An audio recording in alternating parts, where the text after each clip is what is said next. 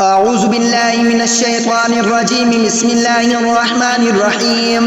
اللهم صل على سيدنا ومولانا محمد صاحب التاج والمعراج والبراق والعلم دافع البلاء والوباء والقحط والمرض والألم. اسمه مكتوب مرفوع مشفوع منقوش في اللوح والقلم.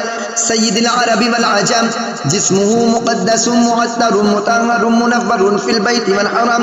شمس الضحى بدر الدجى صدر العلا نور الهدى كاف الورى مصباح الظلم. جميل الشيم شفيع الأمم صاحب الجود والكرم. والله عاصمه وجبريل خادمه والبراق مركبه والمعراج سفره وسدرة المنتهى مقامه وقاب قوسين مطلوبه والمطلوب مقصوده والمقصود موجوده. سيد المرسلين خاتم النبيين شفيع المذنبين أنيس الغريبين رحمة للعالمين راحة العاشقين مراد المشتاقين.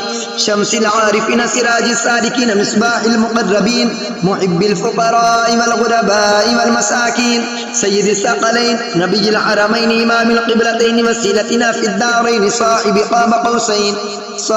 قاب قوسين محبوب رب المشرقين ورب المغربين.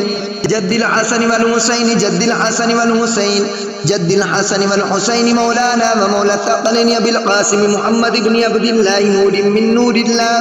يا أيها المشتاقون بنور جماله بلغ العلا بكماله كشف الدجى بجماله حسن الجميع خصاله. صلوا عليه وآله وأصحابه وسلموا تسليما كثيرا كثيرا كثيرا. آمنت بالله صدق الله العظيم.